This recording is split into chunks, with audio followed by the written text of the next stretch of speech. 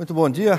Em nome do Espaço Democrático, eu quero saudar os que nos honram aqui com a sua presença aqui no auditório do PSD do Espaço Democrático em São Paulo. E agradecer também aos que nos acompanham pela internet em todo o Brasil. Acompanham esse seminário que o Espaço Democrático realiza com transmissão ao vivo pela internet pela primeira vez. Esse é o primeiro de uma série de seminários que nos próximos meses debaterão as perspectivas e os problemas do Brasil. Nós vamos recolher ideias e propostas que poderão compor o programa do Partido Social Democrático. O tema de hoje será Brasil, uma visão estratégica. E o debate está aberto à participação de quem quiser enviar perguntas de qualquer ponto do Brasil. Vão debater esse tema, cada um, claro, com o seu enfoque, os seguintes expositores. Danilo Miranda, sociólogo, coordenador do Conselho de Cultura do Espaço Democrático, diretor do SESC São Paulo, que comanda há 28 anos. Danilo é hoje seguramente um dos maiores promotores culturais do Brasil. Ele vai nos dizer como a cultura brasileira pode ajudar o nosso desenvolvimento. O segundo palestrante é o embaixador José Botafogo Gonçalves, que é o coordenador do Conselho Temático de Política Externa e Comércio Exterior do Espaço Democrático. Ex-ministro da Indústria, Comércio e Turismo, o embaixador vai tratar aqui do tema a inserção do Brasil no mundo contemporâneo. Roberto Macedo é o terceiro palestrante, economista, coordenador dos Conselhos Temáticos do Espaço Democrático, professor da Universidade de São Paulo, ex-secretário de Política Econômica no Ministério da Fazenda. O professor terá como tema uma política macroeconômica para o Brasil. Participam como debatedores Guilherme Afif, que é o presidente do Espaço Democrático e vice-governador do Estado de São Paulo. E também o sociólogo e cientista político Rubens Figueiredo, que é o diretor do Espaço Democrático. A criação do Espaço Democrático e a própria construção coletiva do seu programa partidário, que aliás prossegue com esse debate que hoje fazemos pela internet em todo o Brasil, merecem agora algumas considerações do presidente do Espaço Democrático, Dr. Guilherme Afif. Dr. Guilherme, a palavra é sua. Bom dia. Bom dia a todos e a todas. Meus caros companheiros, componentes da mesa e debatedores, eu queria transmitir a todos vocês que nos ouvem, nos veem em todo o Brasil, que hoje é um dia muito especial. Nós estamos dando início ao nosso trabalho de conteúdo do partido. Estamos iniciando com 5 grandes seminários, onde nós vamos, a partir desse seminário, desenhar o futuro projeto de nação que o partido vai abraçar. Então, nós estamos dando início, no dia de hoje, destes seminários, que deverão, até o mês de março, tirar um primeiro documento básico que deverá ser submetido a um congresso, primeiro congresso do nosso partido, por volta do mês de junho. Aí nós teremos já uma definição de linha, e é com esta definição de linha que nós pretendemos chegar para conversar com o poder, porque aqui não é tomar lá, dá cá. Aqui é exatamente, temos um projeto de nação, queremos conversar sobre as diretrizes deste projeto, que aí cria-se a afinidade em termos de participação ou não de planos de governo. Bom dia a todos e a todas. Essa iniciativa da qual participamos hoje aqui, ela é inovadora no sentido de ser uma discussão de um programa partidário que permite a participação de todos aqueles que se simpatizam conosco. Na verdade, serão 5 seminários, hoje é o primeiro. Os seguintes serão informados em datas que estão sendo definidas, e discutiremos temas que estão na ordem do dia, como a questão dos investimentos, a questão do taxpayer, que acabou de ser aprovada, sancionada a lei, a questão da economia criativa e uma questão importantíssima que é a questão do novo federalismo, uma nova divisão de tarefas e recursos que dê maior competência e maior racionalidade na aplicação dos recursos públicos. A primeira relação que tem que ser feita é entre cultura e educação. Essa distinção, muitas vezes, parece de maneira absolutamente inadequada, como se cultura fosse uma coisa supérflua e educação fosse uma coisa vital. Nós temos que considerar o seguinte: cultura e educação são duas facetas de uma mesma realidade. Nós não podemos imaginar um país que não tenha, na sua formação, esta preocupação cultural permanente através do processo educativo, que é uma parte do processo de formação do país. Nós nascemos e, no momento que a gente nasce, a gente começa a ter contato com a nossa cultura, nós nos desenvolvemos, nós frequentamos a escola em todos os seus níveis e saímos da escola e continuamos, de alguma forma, um processo cultural permanente. Portanto, a educação é um processo permanente e a cultura leva em conta esses aspectos. Na prática, o que nós temos que pensar é de como realizar na administração em geral, em todos os níveis da administração do Estado, município, estados e a federação, como lidar com a questão cultural, como trabalhar com essa perspectiva de facilitar, de permitir o surgimento, o desenvolvimento da ação cultural efetivamente. Isso significa o quê? Significa democratização do acesso, significa permitir que todos, absolutamente todos, tenham acesso à educação e à cultura.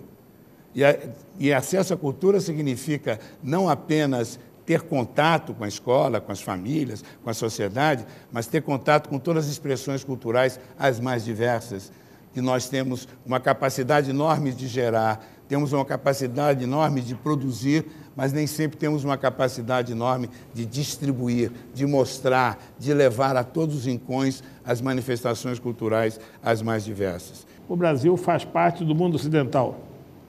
O Brasil faz parte do hemisfério ocidental. O Brasil é essencialmente um país situado na América do Sul, com vizinhos sul-americanos e com relações muito particulares e importantes com os vizinhos norte-americanos. A herança europeia certamente é evidente, forte, devemos mantê-la, devemos cultivá-la. Ela constitui um ponto importante da nossa composição étnica, mas não é só, temos a contribuição asiática através do Japão, temos a contribuição do Oriente Médio, através dos sírios, libaneses, mas nós somos um país ocidental, né? Um intelectual francês dizia: o Brasil é o extremo ocidente. E é pura verdade. Mas nós não estamos explorando as nossas potencialidades no hemisfério. Nem no hemisfério norte ainda temos algum ranço, às vezes pouco explicável, pouco explicável anti-americano, quando, na verdade, nós temos muito que tirar proveito de alguns valores democráticos que compartilhamos com os Estados Unidos, mas também de alguns outros valores econômicos, sobretudo aqueles derivados do conceito de inovação, de criatividade, que é a chave para o desenvolvimento brasileiro e que nós, no Brasil, estamos mais atrasados em relação aos Estados Unidos. Mas, em relação à América do Sul, então, o nosso atraso na política externa ainda é muito mais forte. Nós ainda não conseguimos superar essa visão bipartida de que o Brasil está mais interessado pelo lado e tem mais seus interesses voltados no lado atlântico e deixamos no segundo plano o lado do Pacífico. Aqui no Brasil, não adianta nada você estabilizar, você está crescendo pouco, mas é preciso estabilizar, mas ao mesmo tempo criar condições que o país possa crescer aí a sua produção. E o estágio atual do Brasil é que ele cresce pouco e ainda é pobre. Então nós não somos a mesma coisa desse país. Então aí nós devemos adotar uma política de crescimento. Quando eu era estudante de economia, se falava muito mais em política de desenvolvimento do que hoje. Hoje os economistas só querem saber do tal tripé.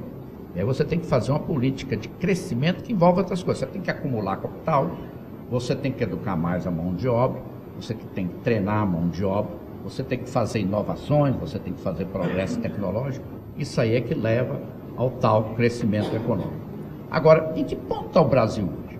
O Brasil está no chamado segundo estágio do ciclo de desenvolvimento das economias mundiais, da história delas. Nós começamos aqui, deu até o nome ao Brasil, extração do pau-brasil, depois veio o ciclo da cana-de-açúcar, depois vieram vários outros, o ciclo do ouro, depois também o ciclo do café. Então o Brasil viveu aí por conta desses ciclos, muito baseados na sua recursos naturais, quer dizer, a mineração é tipicamente um recurso natural. E o pessoal viu também que, como dizer, o caminho em se plantando se dá, né? As coisas nascem e crescem. Então você ficou muito ali na mineração e na metalurgia. E aí você tinha uma mão de obra que contou com a colaboração da migração. E aí, algum problema ainda não? Não. Tá bom. Você fez esse ciclo. Aí depois você passou o segundo ciclo, que é o qual nós estamos agora. Você percebeu que você podia, como diz os economistas, adicionar valor a essas coisas.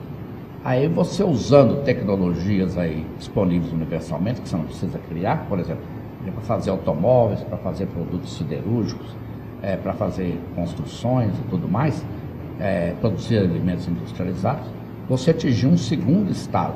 Você faz uma conexão com o que está lá fora, você traz essas tecnologias para cá, inclusive com o pessoal que chegou aqui, várias dessas comunidades que vieram, trouxeram seus migrantes ao Brasil, tinha muita gente bons artesãos que faziam várias coisas.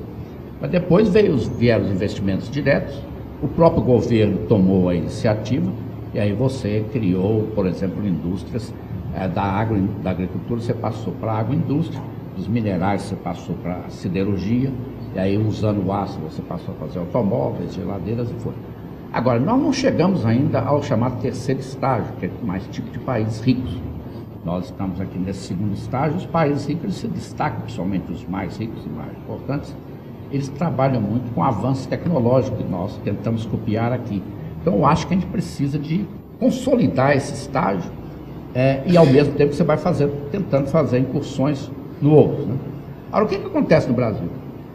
É uma coisa que nós temos percebido, que os incentivos do governo eles são muito voltados para bens finais. Por quê? Tem uma preocupação política de prontos, que vão direto para o consumidor. Esse é um bem final. Por quê? Tem uma preocupação política de agradar o consumidor. Inclusive, o governo enche o consumidor de crédito, a ponto de hoje, boa parte dos consumidores está muito endividada e não consegue aí tomar empréstimos novos. Então, aqui nós estamos propondo uma estratégia, não é também diferente, é complementar. Nós definimos um eixo dessa política em que você volta à agricultura, enfatiza muito a agroindústria.